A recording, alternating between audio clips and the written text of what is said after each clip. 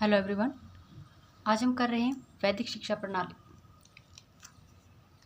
यानी ऋग्वैदिक शिक्षा प्रणाली क्या थी, किस तरह से शिक्षा उस टाइम पर दी जाती थी। इम्पोर्टेंट क्वेश्चन बनता है, आ सकता है एग्जाम में और पूरे 10 नंबर के हिसाब से आ सकता है। तो चलिए शुरू करते हैं विदाउट वेस्टिंग ऑफ टाइम। वैदिक कालीन शिक्षा से अभिप्राय उस समय की शिक्षा से है जब वेदों को आधार बनाकर शिक्षा प्रदान की जाती थी।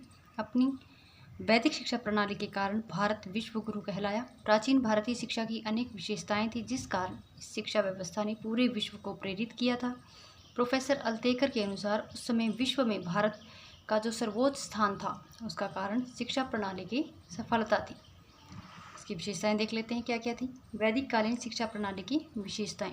सबसे पहला, चयनात्मकता। प्राचीन काल की शिक्षा प्रणाली की विशेषता उसकी चयनात्मकता थी। कुछ योग्यताओं और नैतिकताओं के आधार पर ही छात्र गुरु के आश्रम में प्रवेश पा सकते थे। इस प्रकार शिक्षा केवल सुयोग्य बालकों को ही दी जाती थी, बिना किसी जातिगत भेदभाव के। यानी वही आजकल जिस तरह से एंट्रेंस वगैरह लिए जाते हैं बच्चों के, उसी तरह से गुरुकुल में उस टाइम पे जब प्रवेश दिया जाता था बच्चे को, उससे पहले बच्चे की कुछ टेस्ट वगैरह लिए जाते थे, कुछ परीक्षाएं वगैरह ली जाती थी। उनके आधार पर उन बच्चों को चयन किया जाता था, उनका सिलेक्शन किया जाता था। इसलिए फर्स्ट पॉइंट है चयनात्मकता। फिर है विद्यारंभ संस्कार।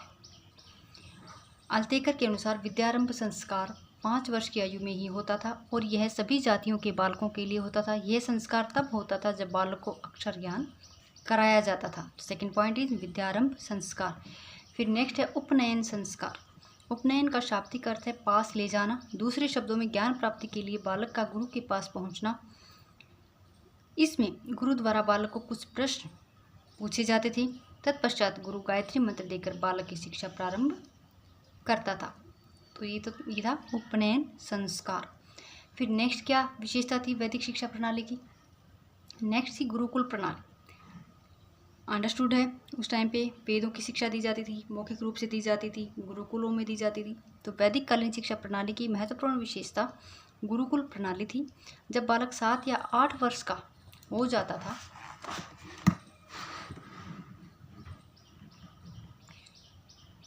तो बालक अपने माता पिता को छोड़कर गुरु के आश्रम में प्रवेश करता था। जब बालक 7 या 8 वर्ष का हो जाता था तो वो अपने माता पिता को छोड़ करके गुरु के आश्रम में प्रवेश करता था। अपने संपूर्ण अध्ययन तक बालक वहीं रहकर गुरु के निर्देशों के अनुसार शिक्षा प्राप्त करता था। फिर नेक्स्ट क्या है विशेषता इसकी, नियमित दिनचर्या का सिद्धांत। एक पर्टिकुलर वे में उनका डेली रूटीन होता था, नियमित दिनचर्या होती थी। तो गुरुकुल में रहकर प्रत्येक छात्र के लिए गुरुकुल पद्धति की नियमित दिनचर्या का पालन करना अनिवार्य था, जैसे सूर्योदय से पूर्व उठना, स्नान करना, वेद पाठ, भिक्षा मांगना व गुरु की सेवा करना आदि। ये सब होता था वैदिक कालीन शिक्षा में। फिर है पाठ्य विषयों की व्यापकता। वैदिक काल में पाठ्य विषयों में 4 वेदों के अतिरिक्त उपनिषद, पुराण, इतिहास, व्याकरण, विधि शास्त्र आदि विषयों का अध्ययन भी करवाया जाता था, यानी पाठ्य विषयों की व्यापकता थी। फिर क्या है दंड का सिद्धांत।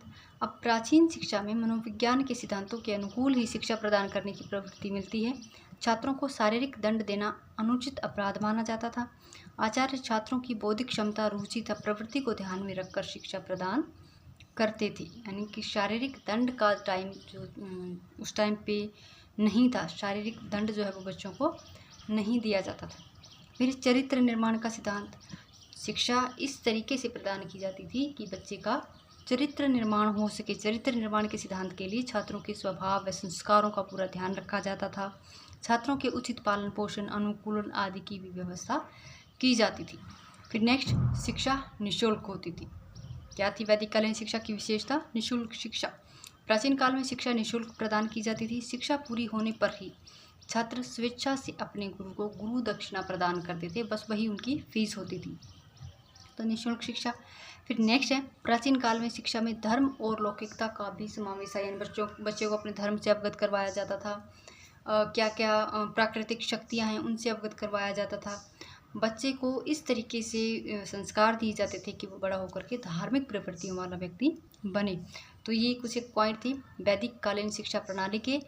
कौन से चयनात्मकता, विद्यारंभ, उपनयन, गुरुकुल शिक्षा प्रणाली, चरित्र निर्माण, नियमित दिनचर्या, पाठ्य विषयों की व्यापकता, दंड का सिद्धांत, चरित्र निर्माण का सिद्धांत, निःशुल्क शिक्षा और प्राचीन काल में शिक्षा में धर्म व लौकिकता का समावेश। यानी नेक्स्ट क्या है, धर्म और लौकिकता का समावेश।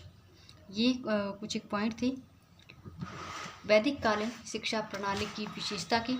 और आई होप आपको ये वीडियो पसंद आई होगी, और पसंद आई होगी तो लाइक शेयर और सब्सक्राइब कीजिएगा। Thank you.